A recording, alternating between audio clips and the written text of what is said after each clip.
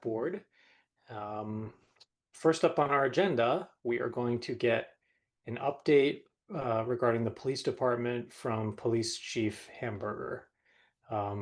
So welcome, Chief, and please, I'll just sort of turn the floor over to you. Hi, good evening, all. Thanks for having me here. So, update as far as the department goes. As of the 24th of this month, I will have as providing all things go according to plan, I will have a full complement of full-time officers on staff. The last individual will be getting sworn in on the 24th. That said, I have recently learned that one of our more recent full-time hires has received orders for a deployment uh, greater than a year. So that obviously it's like one step forward, two steps back. But he is going to have to serve his military obligation. Um, I have tried to see if I could possibly um, uh, um, convince the powers that be maybe not to have him go, but I don't have that kind of pull. So, um, but he's a great individual, and we'll just look earnestly for his return as soon as possible. As far as our reserve staffing goes, we currently have eight. One of our reserve officers, one of our more senior most experienced officers will be retiring at the end of this month as well too. So, what that means for us, we're still ongoing with training, field training in particular, for at least one of the full-time officers, and then the newest one that'll be coming on board on the 24th.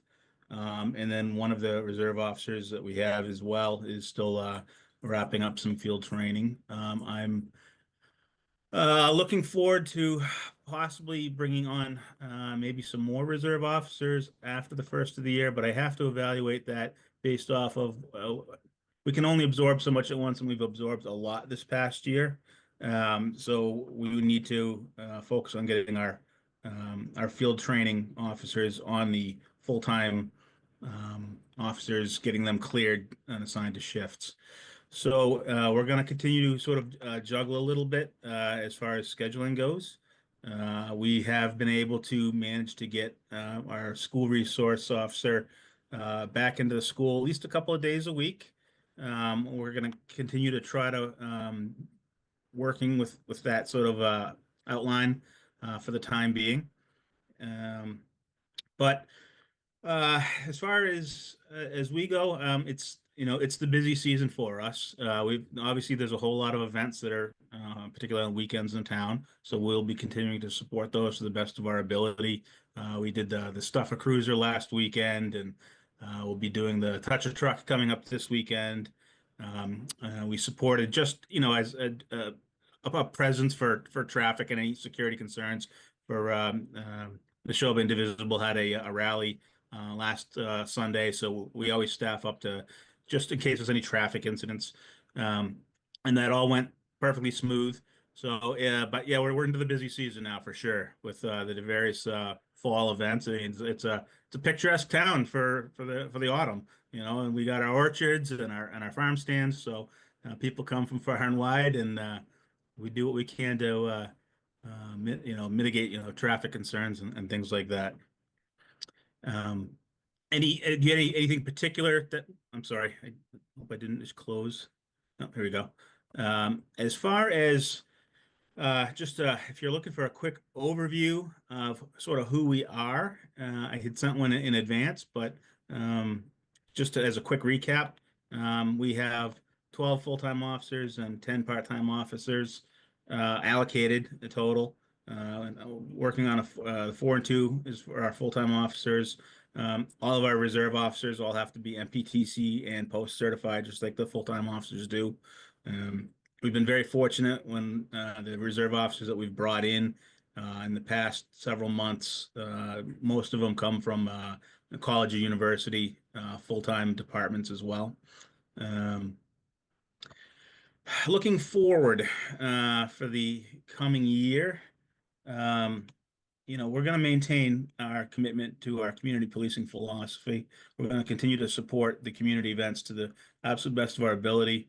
Uh, our mission as a department is vast. The things that I literally had a conversation with one of our residents yesterday, and she essentially said to me, she goes, "Well, when we don't know who else to call, we call the police department." And yeah, and that's exactly what happened. So the, I actually was in class the last 3 days with chiefs from all over the state as part of my required annual in-service training, and there was definitely some interesting discussions on the roles of police and communities and the sort of the missions that we all try to fill and try to be. If we can't fix the problems or solve problems, we try to at least tie people in with the resources that they need. So.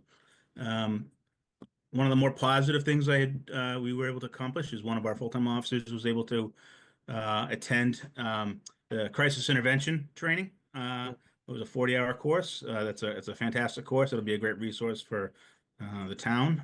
Obviously, we respond to many medical and mental health type related calls, or so. That's great, and I'm looking forward to perhaps getting more officers through that training at some point as well too. But that'll be a juggle for us, especially with one staff member short. We try to get one of my focuses this year is since we had to bring in a number of people is try to get officers more training. It'll serve two purposes. It serves our community better, and it also will serve with retention better. And that was actually one of the other big discussions that I had just heard just informally and then even formally, in the past couple of days with other chiefs from around the state. There was over 400 of them in one room. So, but that's a common theme, and I think it benefits the officers, it benefits the community. And that we're going to sort of have to rebuild some of the institutional knowledge. So we'll, they have their mandated training that they have to do each year, and then we're going to see if we can build more into that, sort of using a hybrid model. Online training has some value, but it doesn't solve all the training needs. But we're going to continue to do that. Sort of the analogy I think I've used in the past, or there's sort of a training or a organizational development model of crawl, walk, run. Last year Mhm. was kind of a crawl phase. This year's going to be kind of a walk phase, and getting people up to speed, getting people into place, maybe delegate some additional responsibilities out. Um, and then as far as grants and things like that, we have an officer or one of our sergeants who I am sending to a grant writing class later this month. I'm going to Yep. be exploring what sort of grants might be available out there. We're right now, we had worked together for the Burn Justice Grant and hoping to sort of bolster our communications abilities, emergency communications. It's important now, and I'm of the firm belief it's going to become even more important. When I was reviewing the maps from the 2035 master plan, any growth, obviously we have some, wonderful trails and things like that in town, conservation areas people will use, being able to communicate. So that's in a holding pattern. The last email I got from the state was they still hadn't decided on who's getting what grants from the Burn Justice Grant, but I'm going to keep my fingers crossed that if we get approved, that we can improve some of our cruiser mobile um, radio repeaters. Um, and then lastly, I'm kind of looking forward here. So we have the Alta project going on, so obviously we're gonna be experiencing some growth for sure. And one of the things I'm gonna start looking at and trying to figure out how to do, and I don't know if there's gonna be grants out there for it or not. I'm gonna keep my fingers crossed there are. But adding to staff at some point will have to be a discussion. And I'm trying to still sort of figure out the best way of doing that. I want to at least build up um, who we have currently, but then looking forward in the years to come, growing in an intelligent way forward, so we can continue to meet the needs of our community as well. One of the phenomenons that I never saw 20 years ago in Bolton that I see now from time to time is, in the dispatch logs when they're saying units are tied up on a call, or we've had to call mutual aid in to handle our own calls.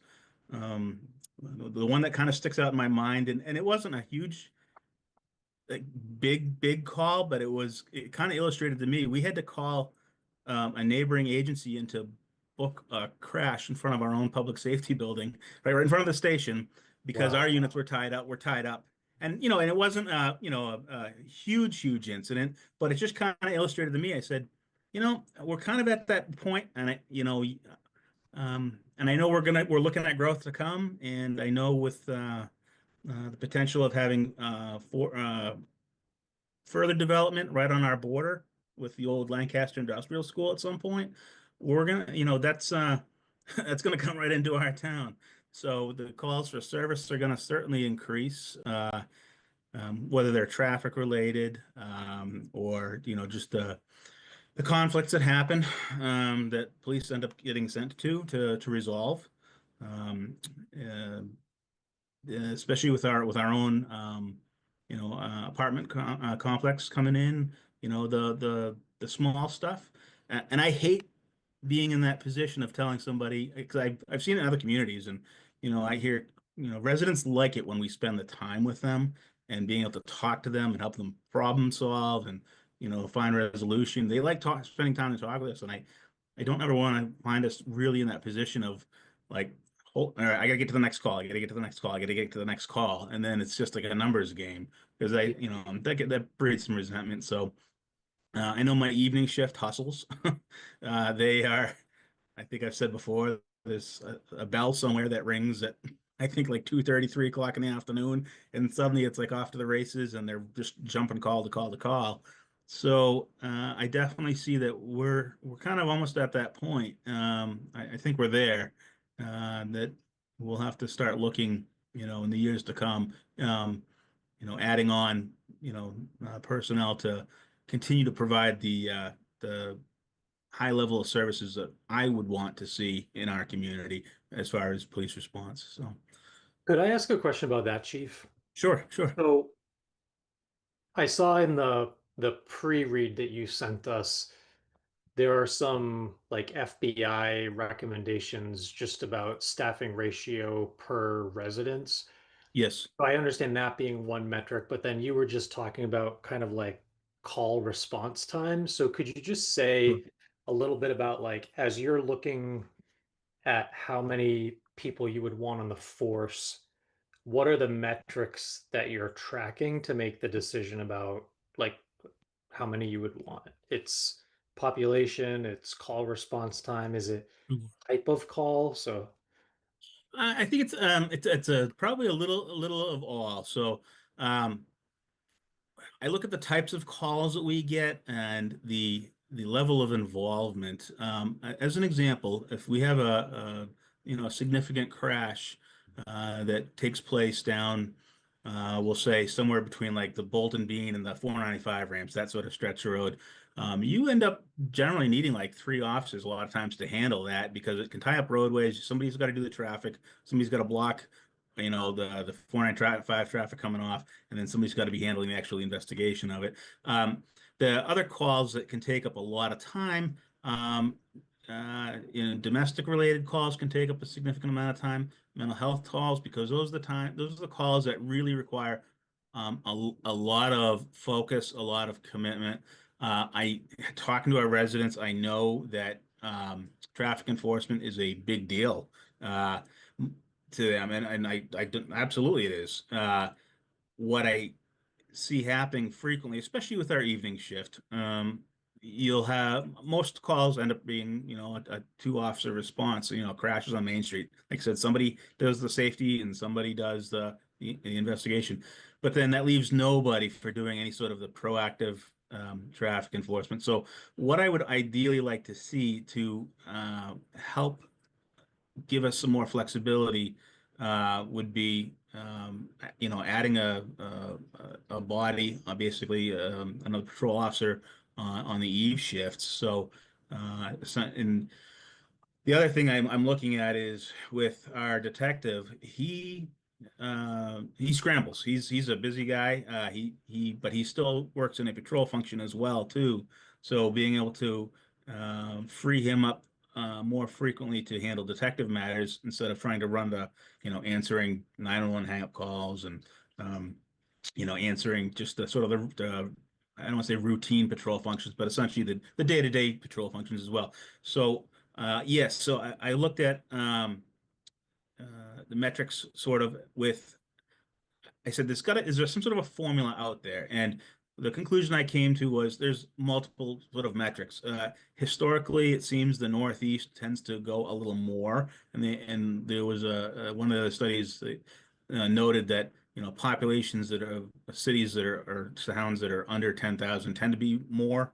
I don't think that's a hard and fast rule, but I said if there had to be one sort of number to look at, that was the 2019 study I mentioned with the FBI on a national average. That's typically per per thousand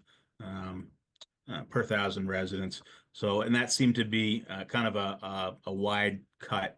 And just having seen the and I realize some of it's a little anecdotal, the requests from residents, what I've noted in the log, and then just the levels of responsibility that, if a domestic call comes in, two officers have to go, then there's a wide set of requirements that they have to meet. And then you have two officers on shift, and if there's two officers tied up with that, which is can be a very significant and very involved call, then nobody's on the road for the rest of the Yeah. shift, or at least a large portion of it. So, and then we have sergeants that are doing, excellent work, but they also have their own additional duties as well too. And a lot of times they're basically having served as the second officer basically on shift when they really should be the supervisor trying to sort of manage sometimes more than one incident scene too. So Yeah. Um, Kate, I had maybe one or two more questions, but do you have anything for the chief? No, not this time. Um, so, Chief, food for thought. You don't have to sure. make a decision now. But on the sort of topic of community policing, I was wondering, did you ever consider actually putting photographs of our roster up on the town website? I know we have listed all the full-time employees and their positions, but Mhm. what about like a little, almost like Facebook, so that people can find, who they are and recognize them? Sure. Yeah, actually, we had done that in the past with the old website. Just anecdotally, and I'm not completely against it, but one of the issues we ran into that always sort of stuck with me is, and this goes back a few years ago.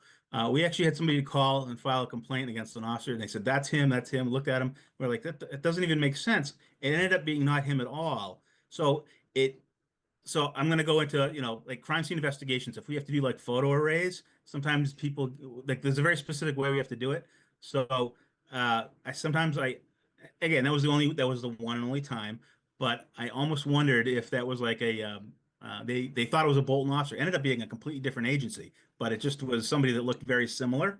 So Yeah. that kind of convoluted things a little bit. We were able to finally unwind it all, but uh, yeah, we Yeah, can there's I can probably certainly, there's probably pros and cons. So, sure. I can certainly chew on that one for sure. um, well, the report that you sent was really helpful. I was excited to hear because Council on Aging had also mentioned that you were going to look at a Yes, partnership, and I think you established a senior liaisons officer. yes, yes. We actually had our first meeting with Lisa and Heather, and they came to me and I said that's a great idea, and I said absolutely. So we sat down. It was actually after the monthly staff meeting and said we're going to keep doing this moving forward because Obviously, they have folks that they're worried about. We do too, and obviously, there's a lot of intersection there. So we're going to continue to keep doing that because I think that's definitely a population that really needs our assistance wherever we can. Great. Well, thank you so much. Are you going to stick around for the next agenda item too? Certainly, I'd be happy to. Well, we really appreciate everything you've done for the department over the past year plus. And Kate, unless you don't have any other questions, we can roll right into the next agenda item. I would just like to say, Chief, you've done a fabulous job. I think I've expressed my thoughts to you in person, about the challenges you faced and how well you've dealt with them. I think it speaks very well of you and of the town. And I thought, like Brian, that the report that you submitted was really comprehensive. It was very easy to read and understand. And it's clear you've got your priorities in place, you're forward thinking, and I'm super excited to see where you guys go with the grant stuff. That'll be awesome. Thank you very much, and thank you for your support. And while we're here, I want to thank all my staff too, because honestly, I, I show up to work and they show up and they have been like helping carry this load, especially the ones that were here at the very onset last fall when we had a number of departures. So I just want to publicly thank all of my staff as well because they did a phenomenal job. And thank you to all the ones that have joined our community. And I'm very excited to see uh, where we can go from here, upward and onward. For sure. Thank you. Absolutely. Okay. Well, our next item is we have a request from the Public Ways Safety Committee, and this is to consider a recommendation from the committee along with the Police Department and the Department of Public Works to install 36 thickly settled signs on sections that meet thickly settled criteria. So, Mary, should I turn it over to you, Mary Chumo from the Public Ways Safety Committee? Yes, thank you. So the committee went about measuring our roads to see which met the thickly settled criteria or which, and we came up with actually 25 roads that do meet it, but some of them are private roads, such as on Century Mill Estates. So we came up with 21 roads. And they would need 36 thickly settled signs in order for them to be enforceable.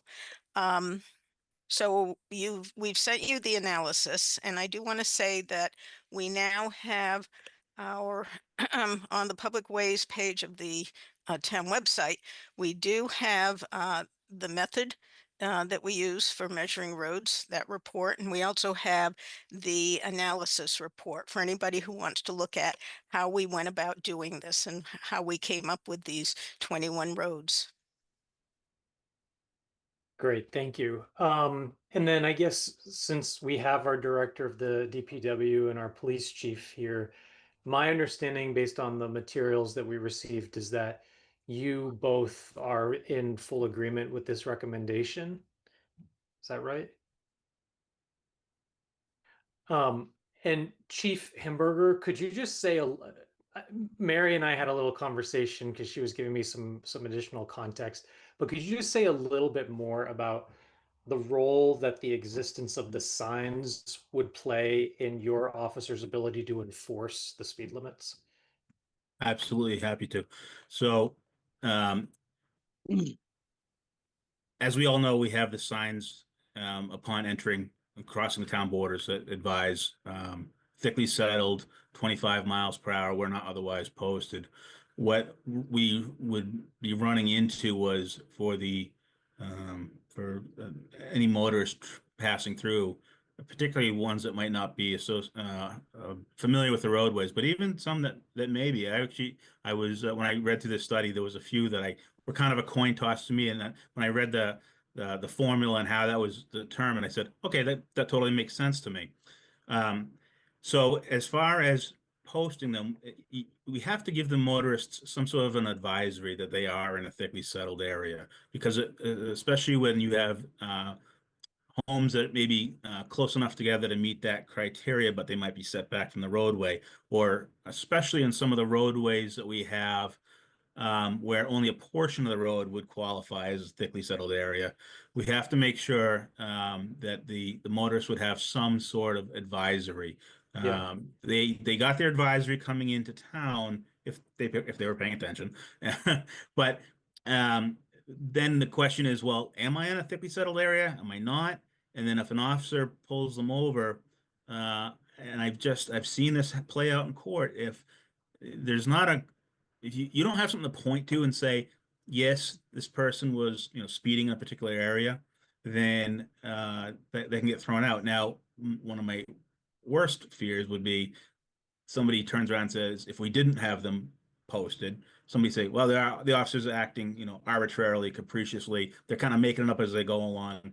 They throw it out, and in a really bad case scenario, if that motor vehicle stop amounted to something significant, something, truly criminal in nature, um, what happens in court is the first thing they do is they try to attack the stop. And if the stop gets invalidated, everything that follows gets invalidated. And I don't want to see our hardworking, good, honest and with integrity officers all of a sudden getting, put over the barrel, you know. So it serves our community well. It serves the motorists passing through well, and it would serve the officers trying to do their honest day's work well. And I think that's definitely important. Now, we can certainly argue with the style of the signs, but once they were given notice, and I know there was a few options that were put out there. Well, that was actually going to be my next question. I was going to ask Sure. Jenny Jacobson to share screen so we could see. So, in the initial information that we received in our packet, I think it had indicated a 24 by 24 sign, which would be that diamond that just says thickly settled. But then I see this special Massachusetts sign with slightly different dimensions that says not only thickly settled, but also 25 miles per hour. And so, I'll just say like I I tend to like the one that says the 25 miles per hour. Yes. And would do people agree that that might be the way to go? I would I, absolutely agree. That way people know without question what the speed limit is. It's right there in front of them again. I 100% concur. I drove around, found a couple of thickly settled areas. There's actually one that I pass through fairly frequently in Leominster, and I noticed, and I don't know if they do that for all their thickly settled, but I happen to notice that style that has both the thickly settled and the mile per hour, indication. It's kind of a belt and suspenders approach. I think that's a good way of going about it for sure. Mr. Hagelin, are you good with that? Yeah, originally I came up with the 24 by 24 sign, and Mary's the one that found the thickly settled district for the miles per hour. And I think the more I thought about it, the more I liked it, for the reasons that the chief mentioned and the obvious reasons. But first of all, I want to back up and say um, thank the Public Way Safety Committee for the hard work they put in to, number one, come up with a defensible method to determine thickly settled, because as you know, that's governed by statute, and then to do the analysis on each road. It was something that I would not have had time to do. Um, so really, I want to thank the Public Way Safety Committee for doing that, and they really put quite an effort forward to pull this all together. Yeah, go ahead. Back to the signs. The price that Mary quoted in the memo to the board was for the larger 24 by 24 signs. So this cost of the sign will be different, but it's kind of an order of magnitude number anyway. So Um, yeah, I'll echo the thanks to the Public Way Safety Committee for doing that. Not only doing the homework, but willing to show it on the website if people are curious. So can I also point out that really the thanks go to Kathleen Andrews, Shandy Carpenter, and Chris Struss, who did all of the hard work of measuring these roads. Great. Kate, Any questions?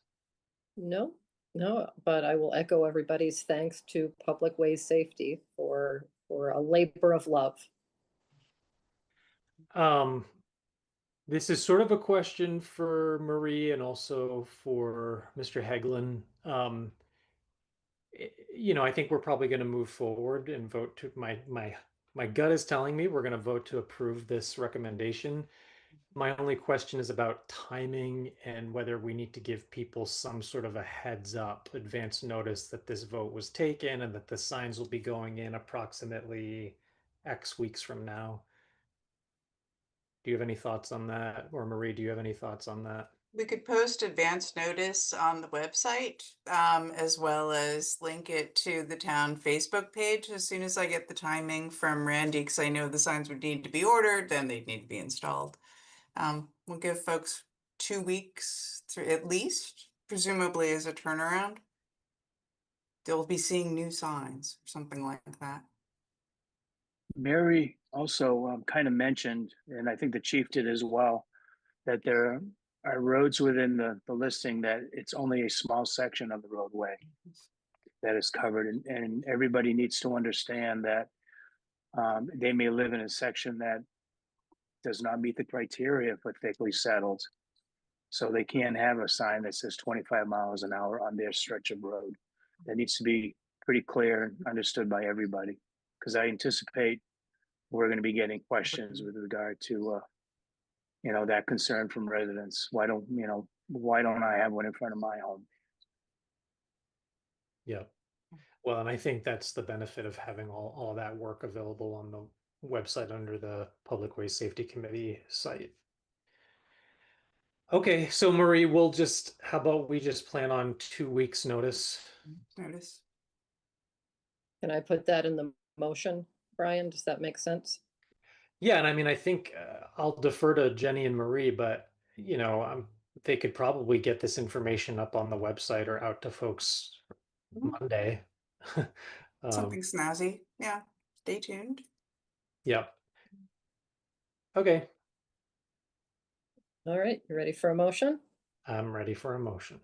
All right, I will make a motion to approve the recommendation from the Public Way Safety Committee, Police Department, and Department of Public Works to install 36 thickly settled signs on the sections that meet the criteria as set forth in our meeting materials, with 2 weeks' notice to be given by social media, electronic mail, and any other ways that we can think of to get notice out to the general public. Second. Can Roll I call. make a quick Oh, go ahead. comment? Yeah. Please don't be as definitive as saying 2 weeks, because the signs may come in 3 weeks. Or they may come in 2 weeks, but we need a couple weeks to put them up. But at least 2 weeks' notice. There you go. There you go. Okay. Great. Second, and then roll call. Kate? Yes. I'm also a yes. All right. Thank you, Chief. Thank you, Randy. Thank you, Mary. Thank you, everyone. Thank you, the Kath. rest of, I see Thank you. Kathleen Andrews, Chris Struss. Thank you, guys. All Thank right. you all. Have a good night. If Good night, people are everybody. upset about it, they can come to us, I guess. All right. And they So, will. what'd you say? And they will. They will. Speaking of signs, we have I think we were going to have another request related to the Bolton Lions Club. But I'm looking to see whether we have anybody. Do we have someone from the Lions Club to speak? Oh, sorry, Jenny, is that your hand up? It looks like a piece of furniture. It's blending into your background. Sorry, I just thought that since the last vote included electronic mail, that I would just remind people that if they would like to subscribe to receive electronic mail or e-news from our website, they can do so by going to townofbolton.com/subscribe and select to receive news and announcements from the homepage and or from the select board. Great. And I'll throw that link in the chat. And Jenny, we don't have anyone from the Lions Club here yet, right? I don't see anyone in the waiting room. I can send out a link to Craig, although I think he said somebody else was coming.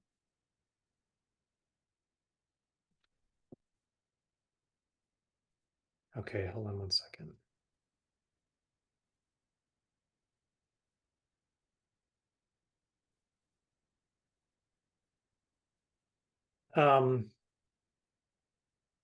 Well, if it's okay, then could we get started with the town administrator report, and then we'll jump back and take public comment at like 7:40. Is that okay?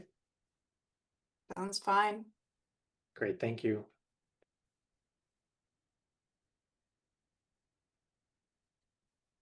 As folks have likely seen, the Alton Neshoba project is on schedule. Interested lottery applicants should be going to the link, which has been also advertised in the Independent as well as on the town website for the maloneyAffordable.com and selecting the Alton Neshoba project. An update on the roundabout. As of early September, Verizon has placed a request on their construction schedule, and that is all that we know at present, or at least as of early September. Forgot a space there. There's been no change on our proposed legislation for the DCAM home rule as well as our home rule alcohol. Though I do wish to note that both the representative and the senator will be coming to the next select board, which would be a prime opportunity to ask them about the status. For the Forbush Mill culvert, the stream crossing improvements, that is slowly moving along. The submittals are complete. We're awaiting the DOT approval. And following that, I would have eventually a schedule to share with the board. And the culvert design work on 117 continues. Wanted to raise the board's attention, not so much to Wilder Road specifically, but what Wilder represents. There will be bid docs released soon for paving and reclamation. You're required for DOT projects to basically estimate the cost of the bid and advertise that. It's a 419K. I think an earlier 2020 estimate had this as a minor or actually pavement management at 145,000. The road was deferred for 2 years due to a lack of funding. And now the DPW director is able to get the package out due to our recent Chapter 90. But realize as we defer, the roads continue to degrade. And as a heads up, next week, you'll be seeing some masonry repairs to the library chimney, and that'll just be taking a couple of days. Wanted to announce for the public that the update regarding the planned nighttime closure for the 117 bridge work will be updated a bit tomorrow based on a meeting with DOT. The repair may be more extensive than initially expected. We don't have the details though, but realize that updated details will be posted on the website and on the Facebook page. And the little highlight at the bottom of this page is exactly what Jenny had said, encouraging residents to sign up and be the first to know. I've also, Yeah, and just wait, yeah, sorry, just for anybody that's listening so that they have a sense of where this is. If you're on 117 and you've now gone past Bolton Orchards on your way into Lancaster, it's that bridge that goes over kind of the Marsh and Still River area. That's what you're talking about. And so it's like a main way for, there's a lot of traffic that goes there. So a closure could really affect traffic patterns. For the residents who are on Nashaway and Kettle Hill Road, and I feel that I've spoken with many of them over the past couple of weeks, the roads themselves, or the residents and the electrical service, they've experienced ongoing intermittent power outages ranging from 4 to 12 hours. These are blue sky events. They are not weather driven. National Grid has agreed to replace 5,700 feet of buried cable, which is great, although it requires a great deal of design and engineering work, and it's on their schedule for 2027. I encourage all residents to report all outages as per usual to National Grid, And as soon as I receive updates from our government municipal liaison, I will be sharing those on the town administrator page. For staffing and operations, Oh, another you know thing. what? Yep. Sorry, Marie, let's Yep. pause here since it's 7:40. We'll go then. Yep. Stay Um, tuned. We'll just briefly pause and see if there's anybody that wishes to offer public comment at this time.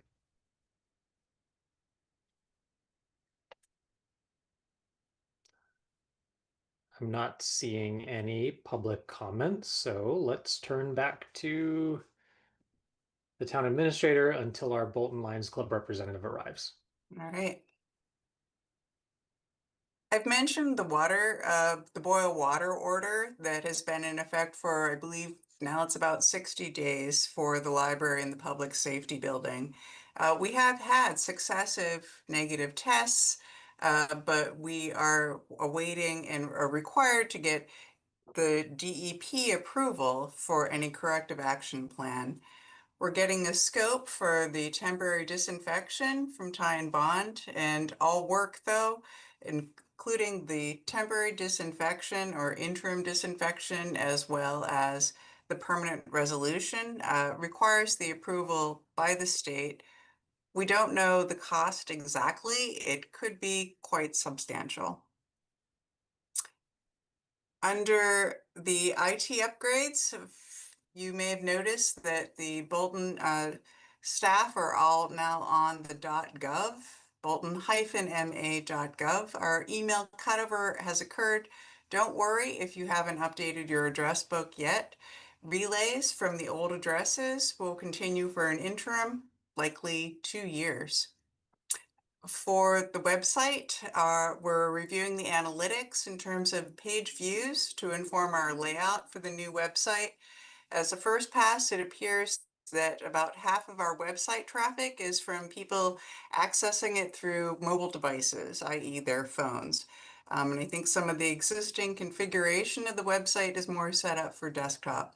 So we'll be keeping that as well as other, page routing views in mind as we organize. And then in the background, we're also investigating a new software permitting package. Our main criteria, though, is to have existing functionality and ease of use, but notably, it has a markedly lower annual cost. As a Park and Rec announcement, the Park and Rec is seeking local businesses or organizations to be candy table hosts for their Trick or Treat Lane event, which will be happening in October on Saturday, October 25th. If anyone is interested in being a hosting organization, having your own candy table, contact parks at bolton-ma.gov by October 15. Wanted to take a moment and say that I'm delighted to recognize publicly that Jenny Jacobson and Jen Markey have reached their 10-year milestone of dedicated service to the town of Bolton and its residents. Thank you so much to Jenny and Jen. That's amazing. Feels like 30. Oh, don't say that. No, kidding. Sheesh. And as a slight teaser, the transfer station ad hoc group met last week and reviewed the aggregate 358 survey responses. One downside of the migration from the Google Workspace to the Microsoft Office was that, in effect, our survey then ended. But we'd received a reasonable amount of survey responses, as well as free response suggestions. I'm currently working on compiling a preliminary draft of results and recommendations, which will go back to the ad hoc for review regarding operations, short-term capital, notably the transfer station cameras that have been on the capital plan, and some ongoing user community education.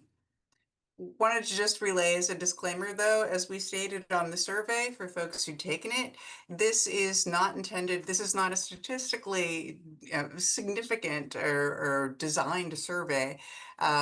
In that little graphic, you can see the survey respondents versus transfer station users.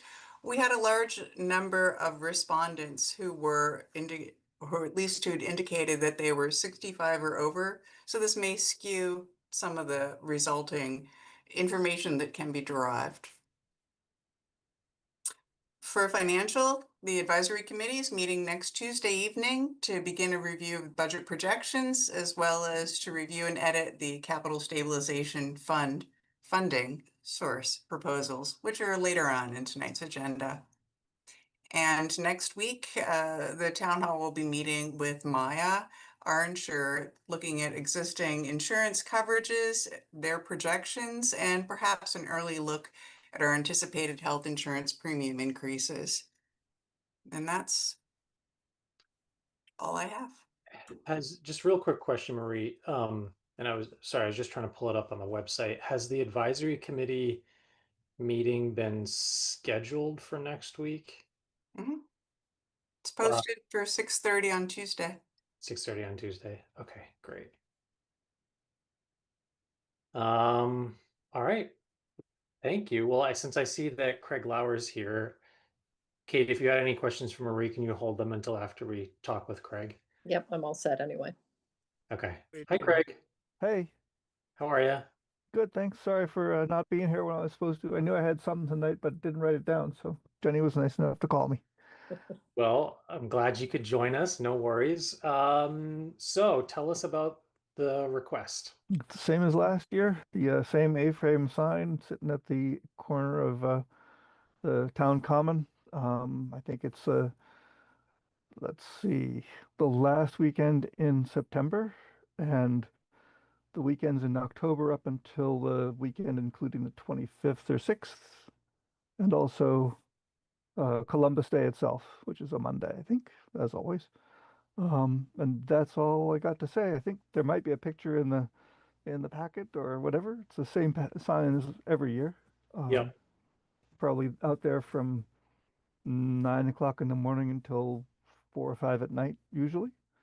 Brought in and taken down every night. Kate, any questions? No, no questions at all. Uh, I'll just personally express excitement about the donuts because I love them and I can't wait for that. That sounds great. I'm all in favor. Motion? I will make a motion to approve the request from the Bolton Lions Club to place signs at the entry to the town common to advertise donuts for sale at Shartner Farm on the weekends from September 27th through October 26th, including Indigenous Peoples' Day on Monday, October 13th. And I'll second that. Roll call, Kate, Yes. and I'm also yes. Thanks, Craig. Yep, Thanks, thank you. Craig. Thanks to the rest of the Lions Club too. I'll tell both of them. Take care. Take care. Thanks. Um, okay, and now we are, gosh, I feel like we haven't moved through an agenda this quickly in a while. Now we're on to the select board business. Any public service announcements, Kate? Nothing from me. Me neither. Any requests for future agenda items? I don't know if it needs to be a future agenda item, but I wonder if the select board is interested in hosting one of those tables at the Halloween event for Parks and Rec. Yeah, I think we should, Marie, is there a deadline? Sorry, I forgot if it was in. Ideally, if you are coming to host, it's the 15th of October. If you could let Lisa or Parks at Bolton know by then. Okay, so if we talked about this at our next meeting, that's plenty of time. So I think the agenda item would be discussion of select board and or town administrator table, because as I recall, Marie did go last year, so it may make sense to join forces or something. Okay. All right, so let's add, sorry, Jenny, hand up. It Sorry. blends in, so it I like I can know. barely see it. I wasn't sure if I should mention this under public service announcements or future agenda items, but the Mark Connect program, which has been possible due to the Community Connection Grant, is ending in November. And as somebody who's both used the service and referred the program to our residents and town employees in their times of need, I have sent a letter of support for Mart's grant application for Mass DOT microtransit and last mile grant, which would hopefully allow Mart to continue to offer the mobility options in Bolton. And I didn't know if the board wanted to consider sending a letter of support as a board or individually, but I thought I'd put it out there. Oh, thank you. Actually, sorry, do you know how quickly they would need a letter? I don't know the answer to that question. I So- could find out.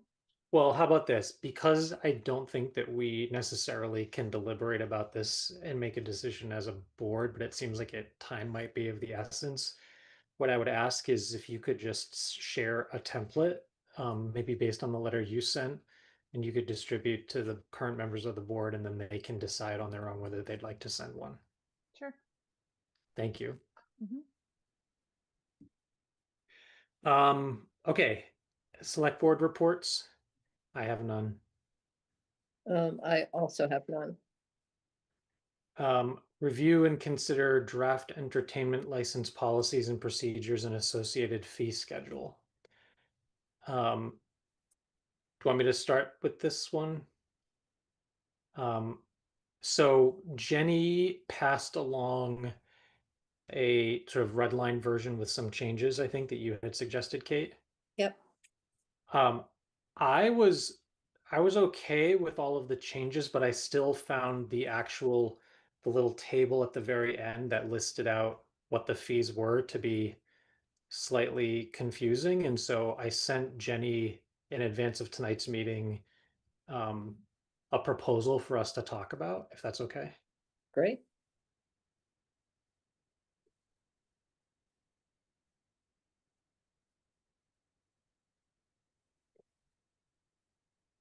Jenny, I'm assuming that you're screen sharing.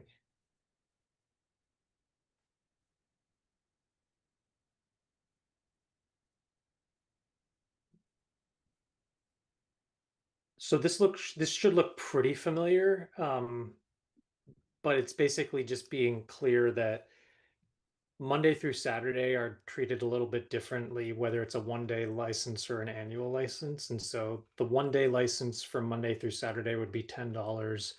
The 1-day license for a Sunday would be 10 plus applicable fees. The annual license for Monday through Saturday would be 150. And then the annual license for a Sunday would be 25, which is 1/6 of 150 plus applicable state fees. Yeah, that's fine. Okay.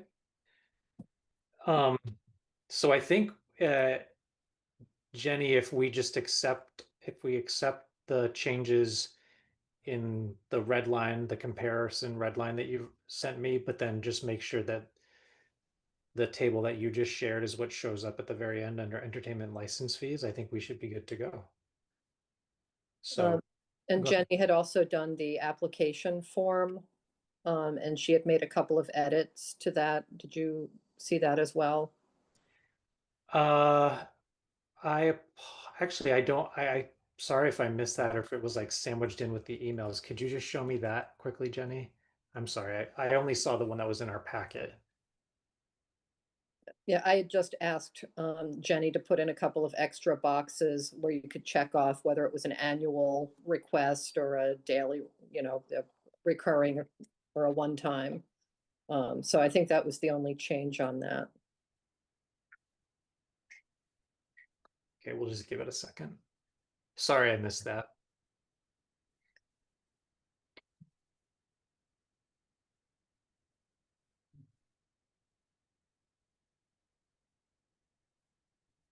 Oh, it's just up there? Oh, yeah. Great. Okay. All right, so I will make a motion to approve the entertainment license policies and procedures and associated fee schedule with the amendments that we looked at, and to approve the application. I'll second that. Roll call, Kate, Yes. and I'm also a yes. Um, Next is review and consider draft handbook for appointed and elected officials. So I have an update on that, which is that I shared a draft of it with the town clerk, who gave me some very, very extensive comments late this afternoon. So it's going to take me a while to work through those and make some further edits based on her comments. Okay. Acknowledge notice of reinstatement of insurance for Castro Auto Repair Incorporated. Notification related to the Class 2 license. Jenny? I just popped that on there because they were on the previous meeting and have since then, we have received the notification from their insurer that they are in compliance. So I just wanted to get it on the record. Do we need to do anything or just Nope. it's on the record? Yep. Okay. Discuss the draft capital stabilization fund policy. I will say I would like to, I'm actually going to either try to attend or watch the advisory committee discussion on Tuesday. Kate, if you were planning to also join or watch, we may just want to cross post ourselves. Not that we'll deliberate, but Yeah, I was planning to attend, so we probably should. yeah. Jenny, is that okay? Marie, is there anything you want to say right now, or we can just sort of I just wanted to give the board a heads up, as when this was accepted at town meeting, there was the expectation that there would be determination of the funding source and that there would be policies. So, and those would be the select board's policies. So I'm just letting you know, what I'm shopping to advisory and looking forward to any and all feedback. Great, thank you. So ultimately, this will be coming back to us for approval of an official policy, which will contain the funding sources. Is that, okay? Okay, discuss insurance advisory committee retiree appointment. Yes. For the town has had an insurance advisory committee in the past. It is a recommending or advisory group of employees plus one retiree who asserts to the public authority, which would be the select board, their perspective on any insurance changes. The committee, I believe, last met during the transition from Minuteman Neshoba Health Group to the Maya plans. Prior to that, I think they had met during the transition for mandatory Medicare, so with a span of many years. Even though it is a town committee, the select board is restricted to appointing the retiree. And this is an individual who's retiree of the government unit. I had reached out to retirees as well as conferred with the former retiree representative and had received acceptance from retired Town Clerk Pam Powell, who would be willing to serve. So I recommend that the select board appoint her as the retiree member for the IAC. I would be very grateful for Pam's service. I think we both would. So do you need a motion? Yeah, That would be great. I'll make a motion to appoint Pam Powell as the Insurance Advisory Committee retiree appointee of the Select Board. and I'll second that. Roll call, Kate, Yes. and I'm also a yes. Thanks, Pam. Thanks, Pam, and thank you, Marie. Okay, there's just one slight typo in the next agenda item. It should be approved bills / payroll warrants W26-6. I will make a motion to approve bills / payroll warrants W26-6. And I will second that. Roll call, Kate, Yes. and I'm also a yes. And then I believe we have two sets of regular minutes, and then we can deal with an executive session minutes in executive session. And Jenny, if you want to just unmute, and Yep. there's only one that you need to show, right? Because the other one didn't have any changes, or they both had little changes. I think they both had something. One's in a different folder, but first is the August 21st, 2025 minutes. Share those now.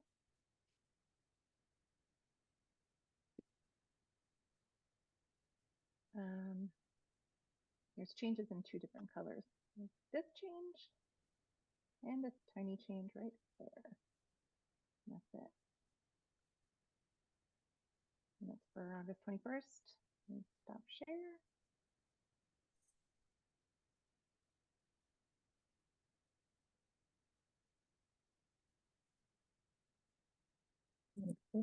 And the minutes for September 4th.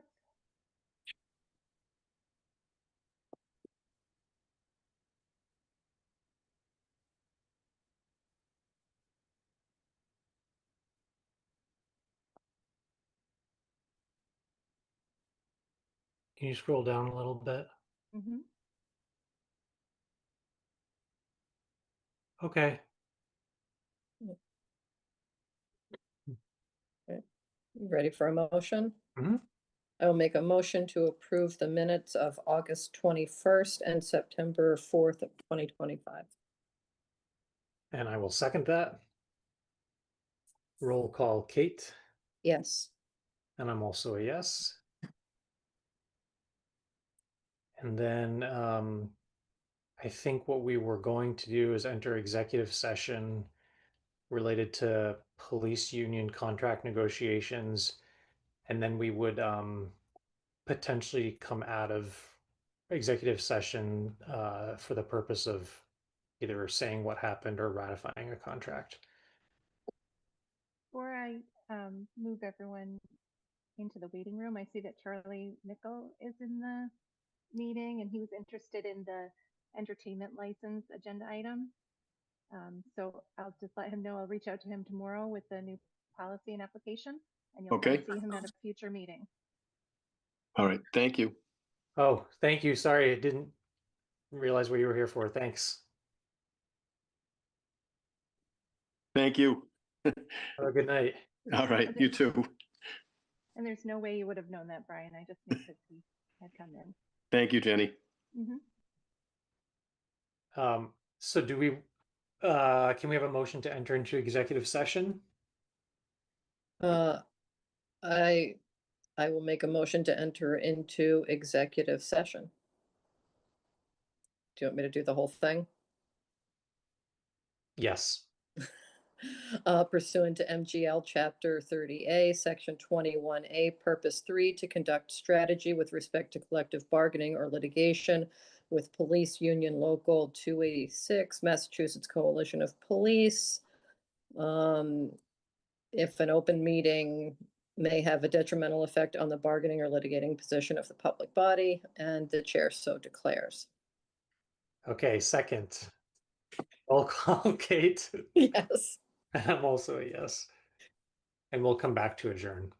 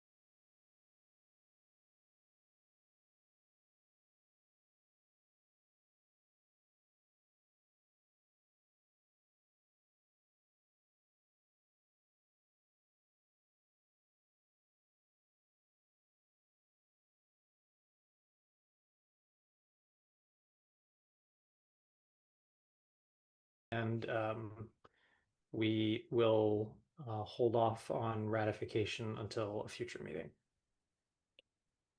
So with that, I will make a motion to adjourn. and I will second that. Kate, roll call, Kate, Yes. and I'm also a yes. And the All time for the right. record is 8:12 p.m.